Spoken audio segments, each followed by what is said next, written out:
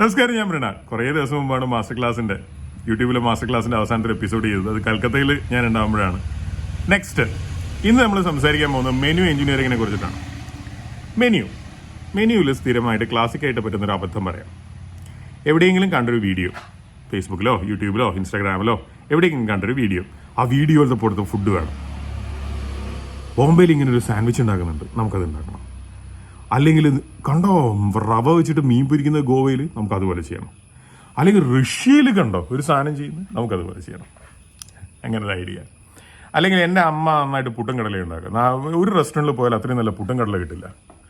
അപ്പം അമ്മ ഉണ്ടാക്കുന്ന പോലത്തെ പുട്ടും കടല എനിക്ക് കൊടുക്കാൻ പറ്റണം. ഇങ്ങനെ പറയുന്ന ആളുകളെ കണ്ടിട്ടുണ്ട്. ഇതൊന്നും അല്ലെങ്കിൽ എവിടെയെങ്കിലും പോയി കണ്ട ഒരു സാധനം, ആ സാധനം കൊടുക്കണം എന്ന് പറയുന്നവരെ കണ്ടിട്ടുണ്ട്.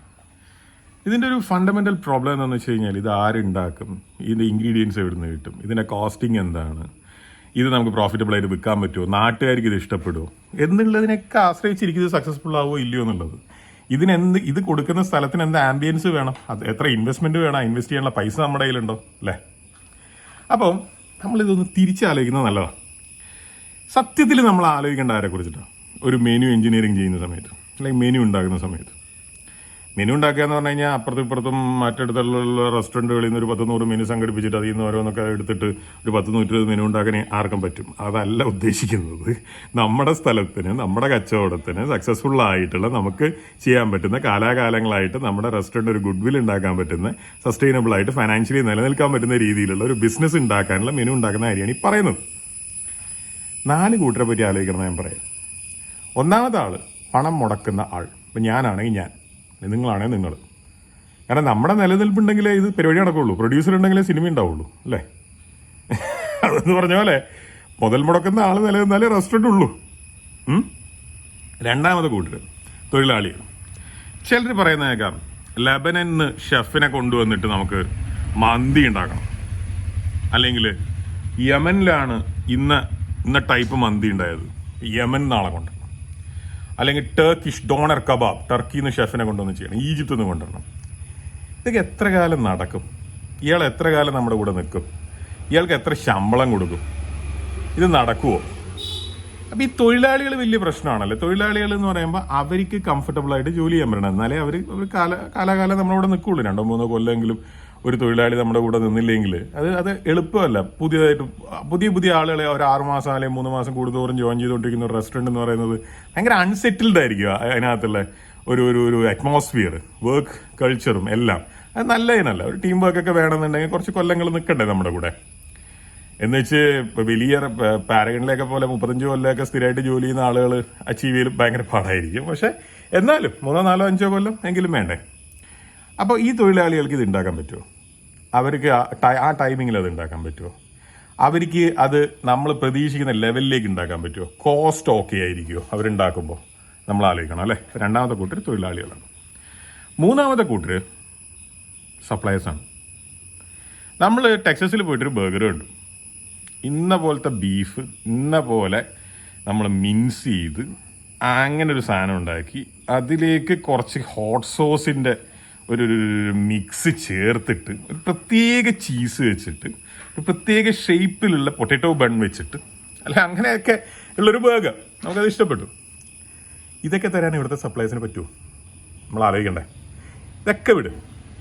നമ്മൾ തമിഴ്നാട്ടിലെ ഒരു സിറ്റിയിൽ നല്ല പ്രോപ്പർ തലശ്ശേരി മട്ടൻ ബിരിയാണി കൊടുക്കണം തീരുമാനിച്ചു.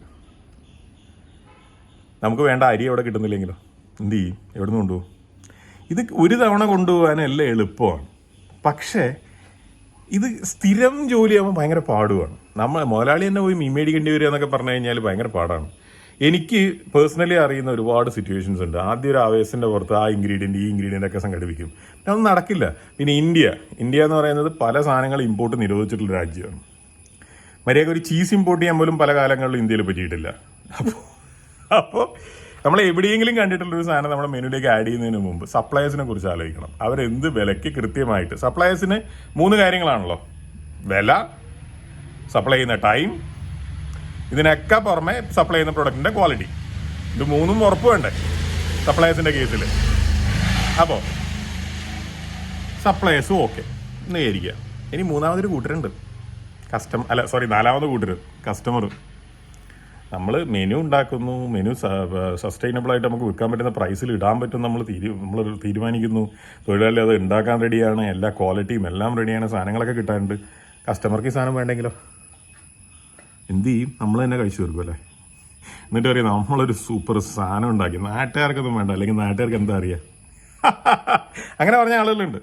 ഒരു റെസ്റ്റോറൻറ്റ് പണ്ട് അക്വയർ ചെയ്ത സമയത്ത് അതിൻ്റെ പഴയ ജനറൽ മാനേജർ എന്നോട് പറഞ്ഞാൽ നമ്മൾ ഭയങ്കര നല്ല പ്രൊഡക്റ്റാണ് കൊടുത്തുകൊണ്ടിരുന്നത്. അവിടുത്തെ നാട്ടുകാർക്ക് ബുദ്ധിയില്ലാത്തതുകൊണ്ട് നാട്ടുകാർക്ക് അത്രയും നല്ല ക്വാളിറ്റിയുള്ള സാധനമൊന്നും ഡിസേർവ് ചെയ്യുന്നില്ല അവർ. അതായത് കോടിക്കണക്കിന് റുപ്യ നഷ്ടം വന്നിട്ട് അതിൻ്റെ മുകളിൽ ഇരുന്നിട്ട് ഈ വർത്തമാനം പറയുന്നത്. ഇങ്ങനെ പറഞ്ഞിട്ട് കാര്യമില്ലല്ലോ. സോ കസ്റ്റമേഴ്സിന് ഇഷ്ടപ്പെടണം. ഇനി മെനുവിലുള്ള പ്രധാന വിഷയം എവിടെയാണ് ഒരു റെസ്റ്റോറൻറ്റിനെ മെനു ഹെൽപ്പ് ചെയ്യുക? പ്രോഫിറ്റബിലിറ്റി ഉണ്ടാക്കുക, ഗുഡ് വിൽ ഉണ്ടാക്കുക. ഇത് രണ്ടുമല്ലേ വേണ്ടത്? അതായത് ഇത്രയേ ഉള്ളൂ. മെനു ഒരു സാധാരണ മലയാളി റെസ്റ്റോറൻ്റ് ആണെങ്കിൽ, അതൊരു ഗൾഫിലൊക്കെ ആണെങ്കിൽ, ഒരു 100-120 സീറ്റുള്ള AC ഒക്കെ ഉള്ള റെസ്റ്റോറൻറ്റ്, ഇൻഗ്രീഡിയൻസും പിന്നെ കുക്കിംഗ് ഫ്യൂവലും എല്ലാം അടക്കം ഒരു 35%, 40% താഴെ അതിൻ്റെ കോസ്റ്റ് നിൽക്കണം. ടോട്ടൽ ഫുഡ് കോസ്റ്റിനെ പറ്റി ഞാൻ വേറൊരു വീഡിയോ ചെയ്തിട്ടുണ്ട്, അപ്പോൾ അതിനകത്ത് നിങ്ങൾക്ക് കാണാൻ പറ്റും. ഇനി കേരളത്തിലാണെങ്കിൽ ഇതേപോലത്തെ ഒരു റെസ്റ്റോറൻറ്റ് ഒരു വലിയ ടൗണിലാണെങ്കിൽ, കൊച്ചി പോലത്തെ ഒരു ടൗണിലാണെങ്കിൽ ഒരു 40%, 40-42 മാക്സിമം. അതേപോലെ നമുക്ക് അത്രയും പൈസ ചാർജ് ചെയ്യാൻ പറ്റാത്തൊരു ടൗണാണെന്ന് വിചാരിക്കുക. കൊച്ചി പോലെ ചാർജ് ചെയ്യാൻ പറ്റാത്ത, ഇപ്പോൾ കണ്ണൂരോ അല്ലെങ്കിൽ ആലപ്പുഴയോ ഒക്കെ ആണെങ്കിൽ കൂടിപ്പോയ 50% അത്രേ പറ്റുള്ളൂ. അതിനപ്പുറത്തേക്ക് ഫുഡ് കോസ്റ്റ് പോയി കഴിഞ്ഞാൽ പണി കിട്ടും. അപ്പം മെനു ഉണ്ടാക്കുമ്പോൾ ഫുഡ് കോസ്റ്റ് സീരിയസ് ആയിട്ട് നോക്കുക. അതും ഒരു കൊല്ലത്തെ ആവറേജ് വേണം നോക്കാൻ. കാരണം ഉള്ളിക്ക് വില കൂടുന്ന സമയമുണ്ട്, കുറയുന്ന സമയമുണ്ട്. നെയ്മീന് വില കൂടുന്ന സമയമുണ്ട്, കുറയുന്ന സമയമുണ്ട്. കോഴിക്ക് വില കൂടുന്ന സമയമുണ്ട്, കുറയുന്ന സമയമുണ്ട്. ഈ സമയത്തൊക്കെ വില കൂട്ടിയും കുറച്ചും വിൽക്കാൻ പറ്റൂല. ചില സാധനങ്ങളൊക്കെ പറ്റിയെന്ന് വരും. ഇപ്പം മീൻ മാർക്കറ്റ് പ്രൈസിനനുസരിച്ച് കുറച്ച് കൂട്ടിയും കുറയ്ക്കുകയൊക്കെ ചെയ്യാം. പക്ഷേ എല്ലാ സാധനം, കോഴി ബിരിയാണിക്കൊക്കെ മാസം തോറും വേറെ വേറെ വില ഇട്ടിട്ട് കോഴിക്ക് ഈ മാസം ഈ വിലയാണെന്ന് മക്കളെ എന്ന് കസ്റ്റമേഴ്സിനോട് പറയാൻ പറ്റൂലല്ലോ. ഫുഡ് കോസ്റ്റ് കുറഞ്ഞ് ഞാൻ ഒരു വീഡിയോ ചെയ്തിട്ടുണ്ട്. നമ്മുടെ ലക്ഷ്യം എന്ന് പറയുന്നത് നെറ്റ് പ്രോഫിറ്റ്. അതായത് ഈ ഫുഡ് കോസ്റ്റ് അഥവാ കോസ്റ്റ് ഓഫ് സെയിൽസ് കഴിഞ്ഞിട്ടുള്ള കിട്ടുന്ന അത് വരുമാനത്തിൽ നിന്ന് കുറച്ചിട്ട് കിട്ടുന്ന സാധനമാണ് ഗ്രോസ് പ്രോഫിറ്റ്, GP. ഇത് നമ്മുടെ ചിലവുകൾ, റെന്റ്, വാടക, അത് ഇത് എല്ലാം കഴിഞ്ഞിട്ട് ഒരു 15%-20% 20% ഇടയിൽ നെറ്റ് പ്രോഫിറ്റ് കിട്ടണം. ഇപ്പോൾ പാലക്കാട് ഫുഡ് കോസ്റ്റ് കൂടുതലായിരിക്കും, പക്ഷേ ബാക്കിയുള്ള കോസ്റ്റ് കുറവായിരിക്കും. കാരണം കൊച്ചി കൊടുക്കുന്ന വാടക കൊടുക്കണ്ട, കൊച്ചി കൊടുക്കുന്ന കൂലി കൊടുക്കണ്ട. അതിൻ്റെ ഒരു കണക്ക് പിടികിട്ടിയോ? 5% അവിടെ പോയാൽ 5% ഇവിടെ കിട്ടും. അപ്പോൾ 15% മുതൽ 20% വരെ എന്ന് പറയുമ്പോൾ 20% നെറ്റ് പ്രോഫിറ്റ് കിട്ടിയാലല്ലേ ടാക്സും കാര്യങ്ങളൊക്കെ കൊടുത്തിട്ട് ഈ മുടക്കിയ പൈസ കുറച്ച് കൊല്ലം കഴിയുമ്പോൾ 6-7 കൊല്ലം കഴിയുമ്പോഴെങ്കിലും തിരിച്ചു കിട്ടുള്ളൂ. ഇത് പൈസ തിരിച്ചു കിട്ടണ്ടേ? 3 കൊല്ലം കൊണ്ട് തിരിച്ചു കിട്ടണം എന്നൊക്കെയാണ് പറയുക. 3 കൊല്ലം കൊണ്ടൊക്കെ തിരിച്ചു കിട്ടാൻ പറ്റണമെങ്കിൽ 33% പ്രോഫിറ്റ് വേണ്ടി വരും. കാരണം അപ്പുറത്തും ഇപ്പുറത്തും ഇഷ്ടം പോലെ സാധനങ്ങൾ പൊട്ടുന്നുണ്ടാവും. അതൊക്കെ രണ്ടാമത് മേടിക്കേണ്ടി വരും, ടാക്സ് കൊടുക്കണം, അങ്ങനെ കിടക്കല്ലേ. സംഭാവന കൊടുക്കണം. ചില സിറ്റുവേഷൻസിൽ സംഭാവനയും ഒന്നും അല്ലാത്ത രീതിയിലുള്ള കുറച്ച് പൈസ കൊടുക്കേണ്ടി വരും. 33% വേണ്ട, ഞാനത് ചുമ്മാ പറഞ്ഞാണ്. ഒരു 20% നെറ്റ് പ്രോഫിറ്റ് ഉണ്ടെങ്കിൽ വളരെ ഡീസൻ്റ് ആണ്. 15% ഉണ്ടെങ്കിൽ ഇറ്റ്സ് ഫൈൻ. അപ്പോൾ ഇനി നമ്മൾ എന്താ ആലോചിക്കേണ്ടതെന്ന് അറിയാം? നമ്മളൊരു ആംബിയൻസും മെനുവും തമ്മിൽ കണക്ഷൻ വേണ്ടേ? കോസ്റ്റ് ഓക്കെ, പ്രൈസ് ചെയ്യാൻ പറ്റുന്നുണ്ട്, ആ പ്രൈസ് കസ്റ്റമേഴ്സിന് ഓക്കെയാണ്, ഓക്കെ. പക്ഷേ ഏത് ആംബിയൻസിലാണ് ഈ കോസ്റ്റ് എന്നുള്ളത് കസ്റ്റമർ നോക്കും. സംഭവം ഉഷാറാണ്, നല്ല പ്രൈസും ചെയ്തിട്ടുണ്ട്, പക്ഷെ അത് കൊടുക്കുന്ന ആംബിയൻസ് തീരെ വൃത്തിയില്ല. അവർ കസ്റ്റമേഴ്സിന്റെ എംപ്ലോയീസിന്റെ യൂണിഫോം ഒന്നും പോരാ, അത് പോരാ, ഇത് പോരാ, മര്യാദ പാർക്കിംഗ് ഇല്ല, പ്രശ്നമാവും അല്ലേ? അപ്പോൾ അതിനനുസരിച്ചുള്ള ആംബിയൻസ് നമ്മൾ ഉണ്ടാക്കിയിട്ടുണ്ടാവണം. അപ്പോൾ ഇൻവെസ്റ്റ്മെന്റ് ആ രീതിയിലായിരിക്കണം.